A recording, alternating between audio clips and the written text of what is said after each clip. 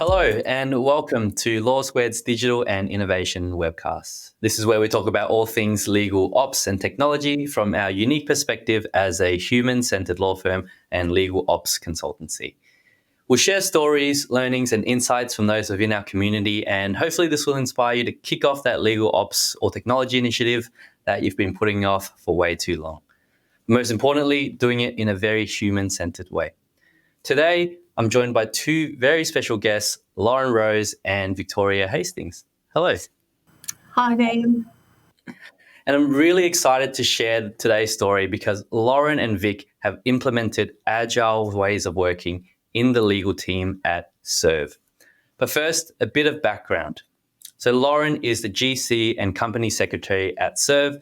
And since joining SERV 2 years ago, she's really transformed the legal team into a true partner of the business. At the top of her list of strategic priorities is aligning the legal team's operations with the delivery of the company's strategy. And her efforts have been recognized both internally and externally because Lauren, congratulations, has been named Lawyers Weekly's General Counsel of the Year in 2022. Outside of work, Lauren loves to hang with family, ski, and run half marathons. I don't know how you have the time, to be honest. But welcome to the show, Lauren, and glad to have you on board. Vic is SERV's legal operations and board coordinator and has spearheaded the Agile transformation in SERV's legal team, which we'll find out is a game changer for legal. Vic, Agile in legal is no small feat, so well done, congratulations, and welcome to the show. Thanks so much, Naeem. So now before we get into what Agile is and how much of a game changer it is for legal, Lauren, I was hoping you can give us a little bit of context. Please tell us about SERV, what it does as a company, and the legal team. How big is the team? What type of work you do, and how does it all align? So SERV stands for Secure Electronic Registries Victoria, and we really stand behind each of the words in our name, SERV for short. We were granted a concession in 2018, which is just on 5 years ago. It was a 40-year concession to run and to assist the state government with land registry services. As part of that concession, we're the custodian of the Victorian Land Registry, which is the single source of truth for property ownership in Victoria. So it's a really important role of keeping that data safe and keeping the integrity of the system. We have a really successful partnership with the Victorian government in running the Victorian Land Registry, and we're still very much a startup. We have 150 staff. We're a technical services business. In the legal team, we're responsible for legal, privacy, and the company Secretariat functions. We have 3 lawyers and Vic, and we're generally a very collaborative, dynamic, and innovative team, which is very aligned with the rest of the company and SERV's culture. And all of the teams, including the legal team, are very aligned with the company's strategy and achieving that strategy. So the approach that we take is very much to partner with the business in achieving the outcomes, which are mostly focused around growth of our business. Cool. Thanks, Lauren. And such a really interesting space to be in. And, of all the conversations we've had, I really love how you're always touching on how legal is aligning to the business and aligning to the strategic priorities of the business. So now that we've got that bit of context, let's talk about Agile. So I'll get us started. And from my understanding and my sort of background in the tech industry and the IT space, the history of Agile is in software development. And essentially, it's a bunch of software engineers coming together in around 2001 to talk about a better way of developing software. And as a result of this conversation, they developed and published a document called the Agile Manifesto. Sounds a little bit Stalinistic, but it is what it is.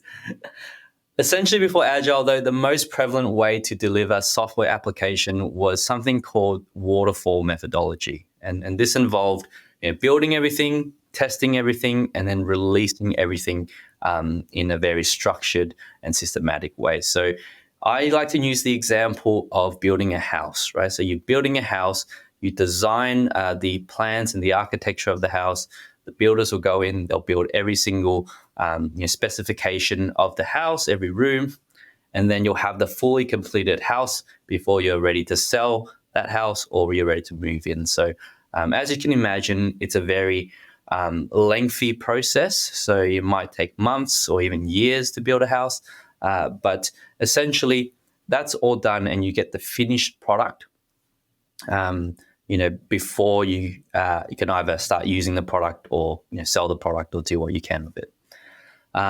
Agile software delivery, and this is going to be a very high level explanation, but agile software delivery is about doing the same things, but in a bit more of a bite-sized way and in iteration. So there's a bit more of an emphasis on collaboration, adaptability, and customer feedback and satisfaction. And the example that I like to use here is Microsoft Teams. So, what Microsoft could have done is they could have spent years developing Teams and go live. And once you're into Teams, you've got all of the functionality that we have today in Teams. But what they did was that they released functionality bit by bit. So Teams started off just the chat, video calling capabilities. Now it's got calendar integration. Then now it's got meeting recordings, transcriptions, and more features are being released in an iterative fashion. And that allows them to also get feedback from their customers in terms of what they want to see next with Teams. And of course, there's more to Agile than that, which is why it can get really confusing. You'll often hear, Agile is a methodology. But not just that, it's also a mindset and it's also philosophy. And I've had some people say Agile is a way of life as well. So it can get really confusing and a lot of buzzwords can get thrown around there. So let's zoom in on some of those specifics that apply to legal. So Vic, I might throw over to you now. Please tell us, what is Agile to you and what does it look like in the context of a legal team? Well, you've done a great explanation first off, Nam. I congratulate you because it is quite hard to sort of get that overview, but you've done an amazing job of doing that. For the legal context, it's really different because, we're not building a product and the legal team itself, it's really rare that we work together on a project together, which is normally what is done in the software land. So, the legal team at SERV really needed to look at what is, we didn't do a lift and shift type of situation. We actually looked at what was fit for purpose for SERV. And we came up with a combination of two different frameworks, and they're quite popular and they may have been heard by many people. One is Kanban, so that's that visual of your work. And then the other is Scrum. So the Scrum is about, the way that we do our work in cycles and the way we hold our meetings, the way we connect to each other and collaborate. So that's great, Vic. And it's definitely all about how legal is getting the work, managing the work, not just from a day-to-day perspective, but also across, what we generally call agile sprints. So that might be a month or a quarter or even a year in some instances. So if I can just take it into a bit more of a granular view so that our audience can better visualize it. What was happening before, Vic? So what was what were you guys doing before, and how has that changed since you've implemented Agile? Well, initially, before we went to Agile, when we received instructions, I'd be pinging the team in Teams and asking someone to put their hand up for the work, and then I would send them an email and they would get a copy of the instructions, and then I would email the person that's issued the instructions and let them know who's acting on that matter. In our Agile environment, we work a lot differently. So we work in a sprint cycle of 2 weeks. So the start of that sprint cycle is really about us doing that initiation of looking at the work that we've got and working out what the demands of the of the business and making sure that we're always aligning to the company strategy in regards to every sprint. And then from there, we actually look at, well, who's going to execute that work, and when are they going to execute that work? And then we have our PI planning session. So the PI planning session, it's an acronym, so it's really the program increment planning session. And what we do is we gather as a group and then we work out the work that's going to be undertaken then. And then we go to the execution. So the team executes the work that we've allocated for that 2-week cycle of sprint. And then at the end of that, then we have our review or retrospections where we look at what we've actually created in that 2-week sprint and take some lessons out of that as well so that we can then utilise that for the next sprint. Wow. So it's really gone from, and I'm sure so many in our teams can relate to this, but it's really gone from that reactive, hey, it's come in, it's urgent, you need it now. Okay, who's available, who can do it, drop everything else that you're doing, to a bit more of a structured and measured approach to the work. Worries. Yeah. And look, I mean, I've got a follow-up question there because I'm sure the first thing our audience will say is, oh, what if someone has something that's urgent and it needs, everything else needs to be dropped for this one urgent thing. So what happens in that scenario? Well, the team actually come together and discuss it. So we need to make sure that we're actually prioritising the right type of work. And whilst it might be really important for that party, it may not be as important for the whole entire business as a whole. And then we need to sort of look at, well, look, if that reactive work does actually need to be slide into our program of work for that week, then something's going to give. And are we willing to allow that one to be moving out of that cycle sprint? Wow. So I love there that legal are almost being the conduit across different business units to ensure that not just the work that you're doing is aligned to the strategy and the objectives of the firm, but, what is being requested of you, what the other teams are doing is also aligned, and they're also across, what's important, not just for them, but also for the other business units as well. I think it's really helpful that our company is very clear on what our strategy is, and it's been really well communicated throughout the business. So we have these things called OKRs, which stands for Objectives and Key Results. There's 10 of them, and everybody knows what they are. And it provides a really great guide for particularly when you're working in an agile fashion for prioritising work and for communication with stakeholders as to what should be prioritised. And so that's a really strong point about our culture that makes it much easier as a legal team to align with company strategies, because I think legal teams often struggle to really understand the strategy, but when it's communicated that clearly on a business-wide basis, it makes it a lot easier. And Agile's very attuned to prioritising work generally. So when you've got those clear goals communicated to you, it makes it easy in an Agile format to prioritise things too. And people understand. Yeah, well, and to the point earlier about negotiating some of those priorities or those urgent items that come up, like it makes it really clear to evaluate, not just from legal, but as a business partner, where that urgent request actually fits into the picture. And I can imagine you would have had many conversations with someone raising an urgent request, or actually there are these 3 that's ahead in the queue, and that this is why this is the OKR that they're aligned to. Why should you jump ahead of them? And I can really see that playing out and being an effective way to collaborate across legal and business. Vic's also develops really good tools to work with our stakeholders, and maybe Vic, you want to tell about it, that's really helped with that stakeholder management piece, like our top 5 tool. So even within teams, how we prioritise their work there.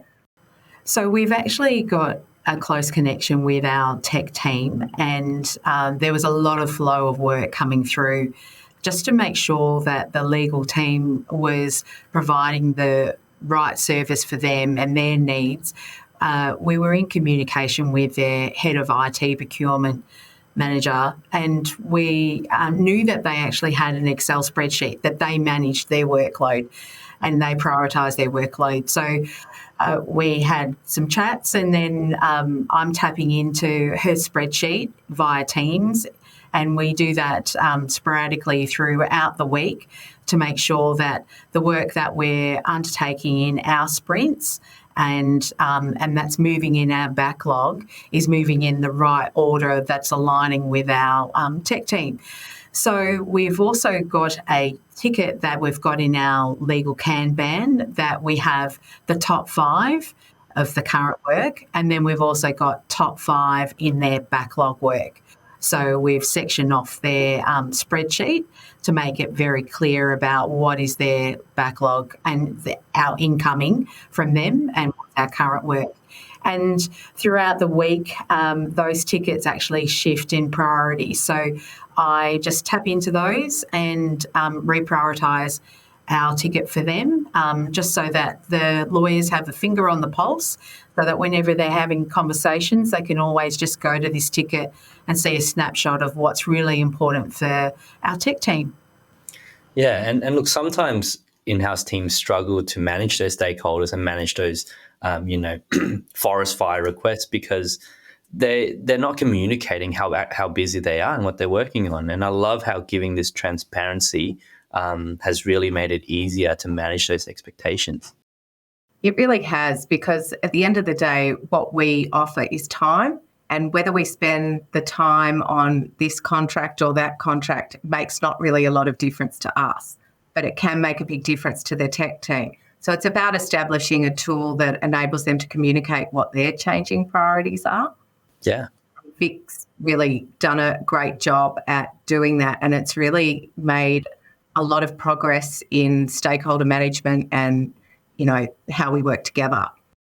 Yeah, it's definitely incredible. And Lauren, this is not an easy task, and it's a big transformation for legal, right? So I want you to share with the audience, what was it about Agile that really got you on side? So, why did you, as the GC, invest the time to the team, not only to learn about it, but also change the way you work completely? Well, I'd heard of it before. I didn't really know what it involved. I never really had the headspace to do it, but I sort of really identified with the principles and knew that one day when I did have the headspace, I would like to do something like this. So our tech team's been Agile for a year or two now, and they've been trained properly. So Vic actually asked me if she could do this course on Agile just because she was interested. It was just a short course. So I said, of course, sure. She came back from it really energised and passionate and started talking about all this terminology. I had no idea what she meant, like sprints and epics and masters and features. And she was suggesting that we try it in legal, which of course I was interested in, but I couldn't really understand her terminology or how to do it. So I think within about a week, the rest of the legal team went and did the same one-day course so that we could communicate with her. And then from there, we sort of really just gave it a shot. And I think part of that says a lot about the nature of our legal team and the lawyers in our legal team, that everybody is very innovative and dynamic, open to change, ready to embrace doing something differently and wanting to learn. So we all did the course, we all came together and we sort of said, okay, what do we do now? Because, like we were talking about before, it's for software development. It's not for legal teams who work really differently in legal. So it wasn't sort of just lifted out of software and shifted into legal. And I think that was what was so confronting and satisfying about the process, that we all sort of jumped in and said, well, we'll just give it a go. And we were prepared to improve it as we go, which is what we did. We kept iterating on it and we continue to iterate on it and make improvements. And the way that Agile works, as you covered earlier, Nam, is it is iterative. So I think that for a legal team, you've got to have that mindset to be open to doing it, because lawyers by their nature are very focused on being perfect And there's not really a lot that's perfect about an Agile process. So you have to really learn to live with imperfect and let go of it. For example, early on, there was a period where a few people were going on leave. We had a board meeting and other things, and it was really not going to be that convenient to have a sprint. So we did mention for a minute about, well, maybe we should just wait a couple of weeks and do it then and just go back to our normal way of working in the meantime. And then we said, no, that's actually not what this is all about. It's a discipline. And we have to actually keep going and be prepared that it may not be a perfect sprint, and that's okay. But the important thing is to continue to exercise the muscle, because that's how it becomes a discipline. So I think the fact that the legal team were really open to change really helped that. One other thing we also had to let go of that I actually learned a lot about, lawyers are they think it's a really good thing to be able to multitask and have long lists and everything else. And I'm like that too. I always have long lists. But we learned that multitasking is actually not a good thing. You actually lose 20 to 30% of your productivity by multitasking. So to have to actually look at a sprint, a 2-week period, and plan your work and only take bite-sized pieces of what you can actually achieve in that sprint and put the rest in the backlog because it's not feasible that you'll get it done, and really focus and finish what you've got on your plate. Like that was the really satisfying part. You actually get to tick things off, which lawyers don't do because they're distracted. They go from one task to the next task. So the focus and finishing part I think has been really satisfying as a legal team. Yeah. And, what I love about that story is that it actually starts from a place of customer centricity, right? It actually started with, well, all of our customers are talking this language of Agile. We work in a tech company, right? Everyone is an expert at it except for us. So let's go and see if we can understand what they're talking about. So we went and we learned about what Agile is and what our customers are talking about. And then we actually saw value in that. And it didn't apply completely 100%, but you were able to just take those guiding principles of Agile and implement it in a way that serves you and serves your unique position within the firm and, the type of work that you do within legal. So that's sort of what I'm hearing. And I really love that it's come from that place of, well, let's speak our customers' language first. And then it's evolved through that curiosity into a completely new way of working.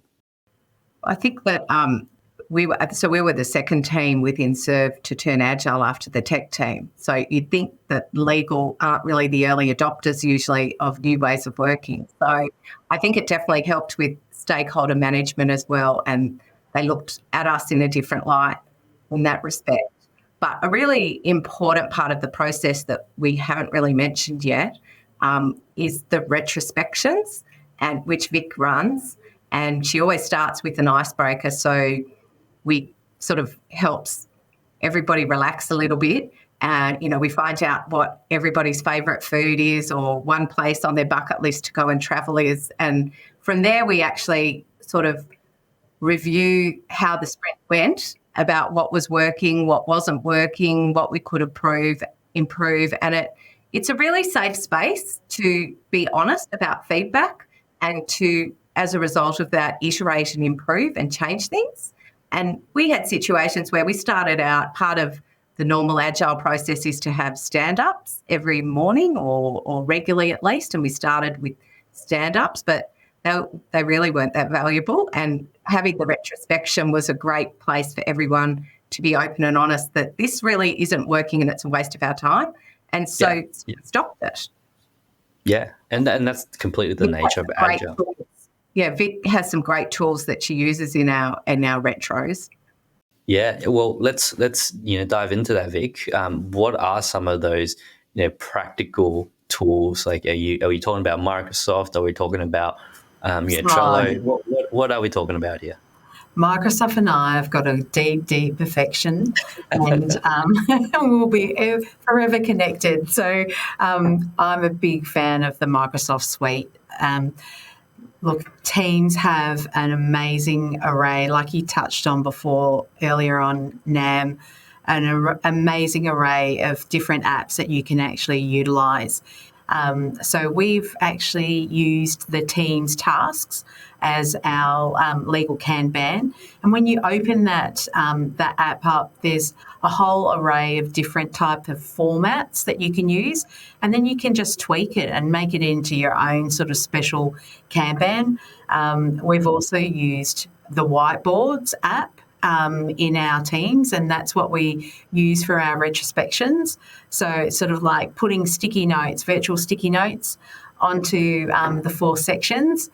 And like what Lauren said before, it's more about, having a safe space for everyone to be their authentic self and just say it like it is, that no one takes any of the feedback personally, because it's all about us all growing together and going forward to our next sprint in a better place than what we finished our other sprint. So we've got that. What else have we got? We've also utilised the approvals app. So previously we had a paper, a soft Word version of a document, an internal approval document, and now we've actually utilised the approvals app in Microsoft Teams so that it's used across the business as a whole to internally approve a contract.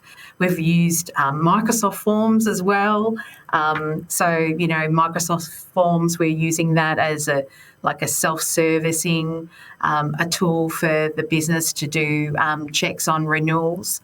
And I thought I should actually touch back onto the Kanban too, because you can actually take that out into a browser where you can make that like a planner, and then you can actually get your metrics from that. So, we're all about knowing, well, what are we actually doing here in the sense of, are we producing, how are we aligning to our OKRs, how much of our work that we've completed in that sprint are we actually satisfying our obligation under the OKRs? And by getting those metrics, we can really see it really easily.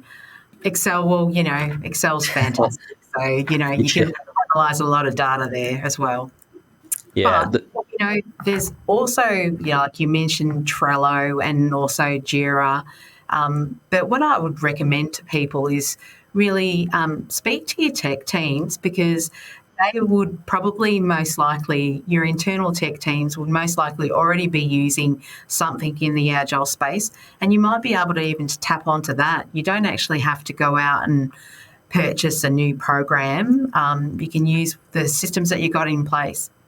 That's exactly it. And we build a lot of solutions and technical solutions for our clients. And all the time we do work off existing platforms like Microsoft, because they are being underutilized by a lot of legal teams. And sometimes it is appropriate to go and procure, a legal tech platform to service a specific need. But a lot of the time you can make do with what you have and build it out in a way that, can be long lasting. But also saves you that ongoing cost of the licensing that a new platform brings to the table as well. So true. Right. It's also really user friendly. Like, that was a really important thing for us when we established this contract repository and management system that's company wide. But we've chosen to do it in Microsoft, because at the end of the day, everybody's in Microsoft. People don't want to go out into a new system. They're really familiar with it. And if people aren't attuned to going out and logging into a new system, then they might not use it, and they might create their own repositories for their contracts. And we really wanted them to use it. So we just decided to create it.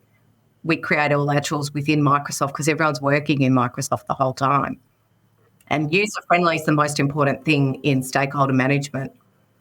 And we've always done things as an MVP too.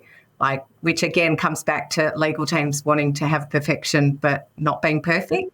So we release it sort of as a minimum viable product, and we have stakeholder engagement the whole way through. So that's why we can get feedback from the business and improve things. Whereas if you develop something in a bit of a vacuum and roll it out, you're very wedded to it, not really open to making changes later. Yeah, and look, there's a lot of great stuff there that our audience is going to get a lot of value from, and really, if you do have the time at home, do go in and research some of the tools that Vic's talking about, or some of those methodologies that Lauren's discussing as well. But I wanted to just quickly wrap this up in one sort of tip for our audience. So if we'll start off with Lauren, and we'll move on to yourself, Vic. But if you had one tip for our audience today in terms of how you can bring Agile to life, what would that be? So maybe Lauren, yourself from the perspective of a GC, and Vic from the perspective of someone who is going to be spearheading this change. Well, I would say as a GC, what's really important to do is step back. Because I would say, like, apart from all the benefits we've talked about, one of the main benefits, probably if I had to pick one key benefit that we've got as a legal team, is how close we've become and how we've got this safe space for everyone to say what they think. I mean, it's a true democracy, the way we run our legal operations in Agile. And, Vic runs the show. I'm just another lawyer in the group. And, sometimes we vote for things and I get outvoted, and that's okay. But I think that makes it really supportive and close-knit, collaborative and communicative. And the way that Agile works, when you're all looking at everyone's workflow and planning the work, it creates a lot of transparency amongst the team, whereas lawyers tend to often work in silos because they don't work together.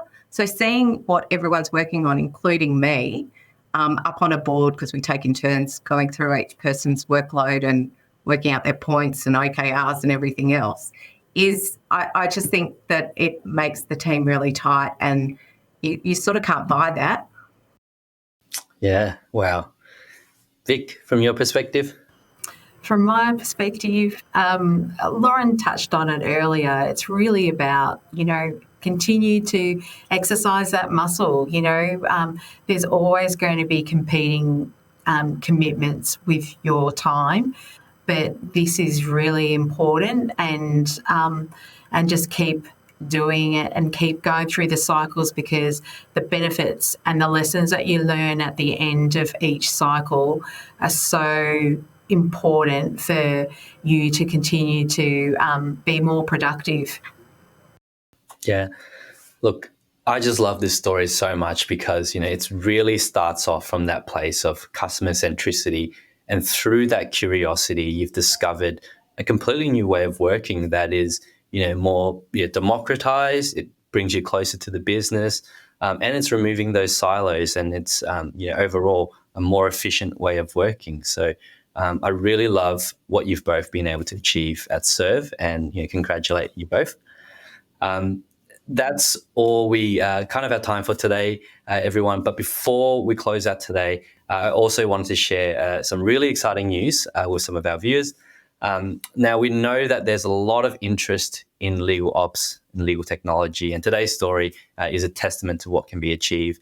And many are looking to build their skill sets in this space, but they just don't know where to start. So, what we've done here at Law Squared is we've put together a full day of certification on the fundamentals of legal operations and technology that legal professionals can sign up for. And this is a full day in-person learning across Melbourne, Sydney, Brisbane that covers off all the fundamental concepts such as human-centered design, process mapping, technology research, and even vendor management. So we're thrilled to be launching this initiative starting next year.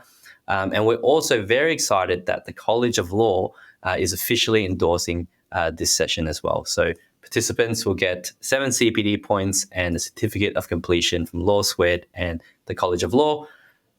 We'll share a link to more information, but there'll be also more information published in the coming months as well. That's all from me. thanks again for joining us today, and I hope you've been inspired by SERV's incredible story of Agile transformation. Until next time, take care.